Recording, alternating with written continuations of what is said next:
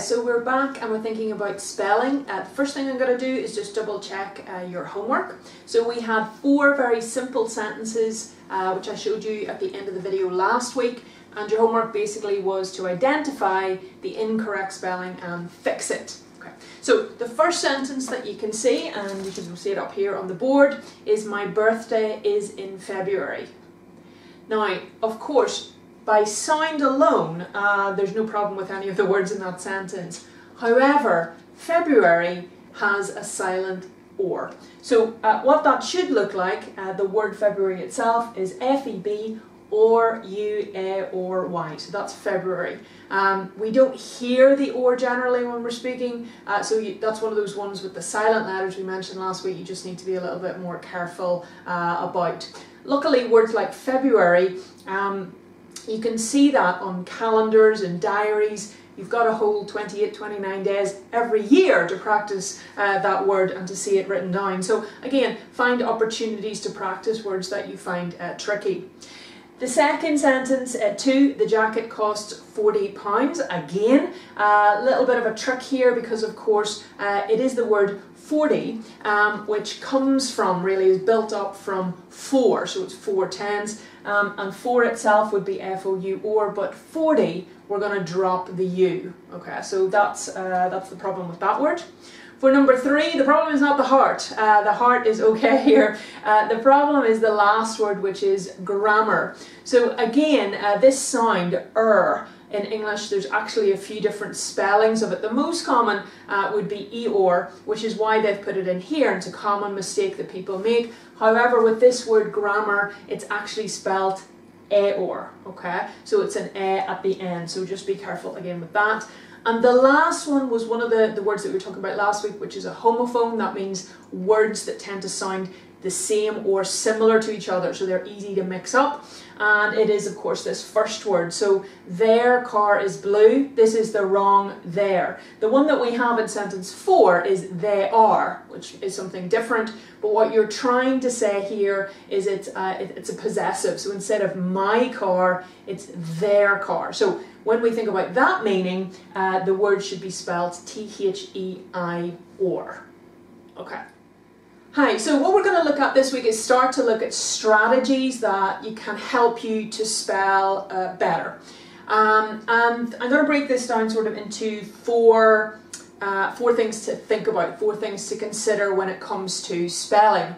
Now everybody out there, you're all going to have maybe different problems with spelling, maybe words that you find difficult that other people don't, that you're always getting mixed up with the homophones, that you find certain sounds difficult to register. Again, that's what I wanted you to think about for this week. What do you find difficult about spelling? Because then you can pick the strategy that's going to help you the best. But let's break it down into things that we can look out for.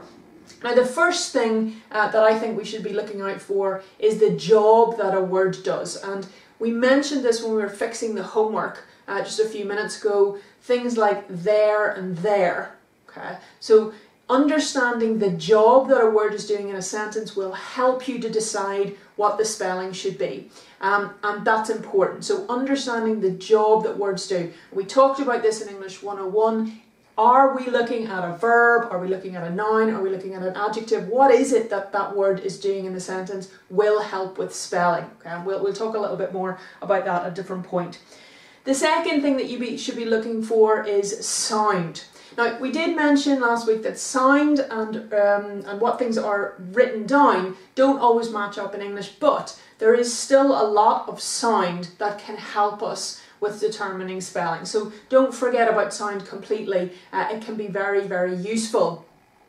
Sound as in the individual pieces of words, so what a letter sounds like, what 2 letters working together sound like, but also syllables. So breaking words into syllables can be very helpful for spelling as well. Now, a syllable sounds like a complicated thing, but it just means a piece of sound. So for example, my name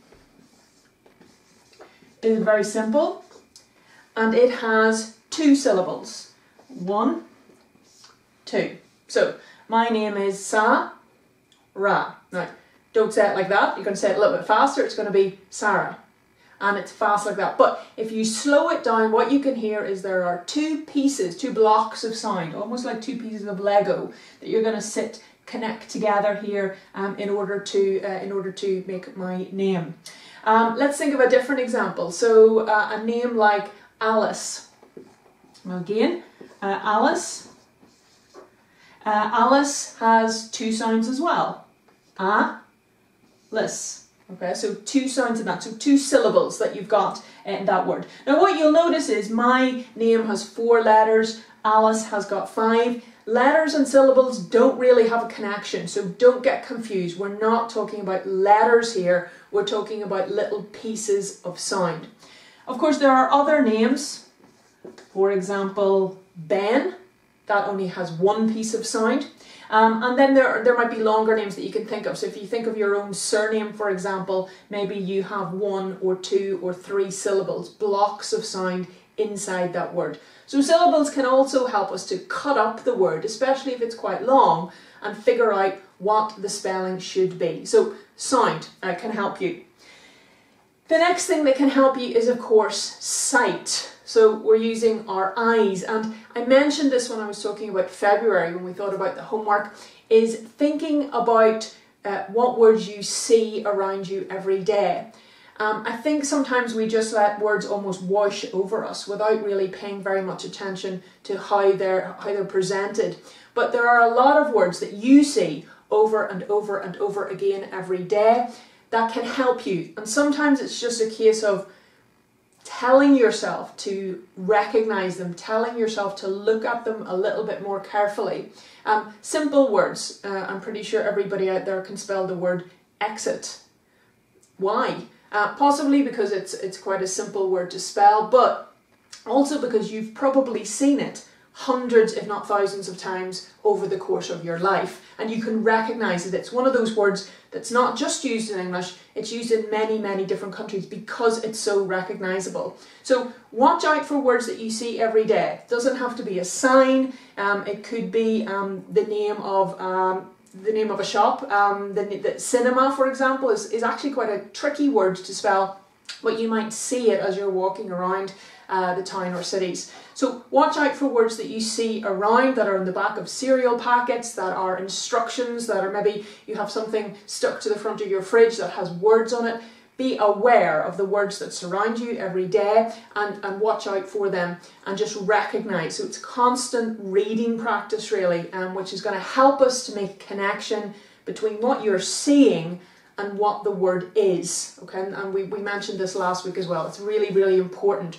One of the best ways of learning new words and improving spelling is by reading. And that doesn't have to be big fancy novels. It can be anything, okay? Anything at all.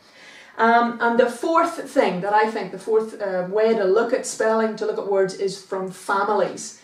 And I've mentioned this before as well. Word families can really, really help you to figure out spelling, spelling patterns. And because we don't have that sound written connection maybe that other languages do, we have to use all of these strategies, and family can be a very, very useful one.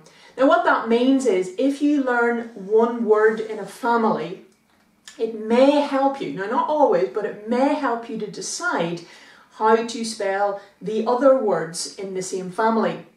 And when we talk about word families, what we're really talking about are words that share meaning or share, and often that means that they share a similar sort of spelling as well. Now, sometimes there can be little spelling changes, but in general, they're all going to look sort of similar to each other. Just as you might imagine if you were looking at a family of people, maybe they don't all look exactly the same, but they will share features among themselves. Okay, so let's just get rid of me and Alice and Ben and have a look very quickly at a word family. So the word I was going to look at is the word employ. Now the word employ is a verb, to employ. Tesco employs thousands of people. It's a verb which means to give somebody a job, for example. Now the verb is employ. Tesco, the person who is employing would be the employer. Okay, so now we've got two words. We've got employ, we've got employer. We've also got the person who works for Tesco, and that would be employee. Okay, so again, this beginning is going to stay the same, and we're going to add on EE to the end. So that will be the person who works for Tesco. Now, what does the employee have? They have a job, so they have employment. Okay, so again, it's a longer word, but we're still starting with this kind of simple beginning. Of course, if you've been into AMH, we'll be talking about employability courses. So employability sounds like a really long word, but again, it's starting with the same beginning, it's starting with the same root. We've got employ,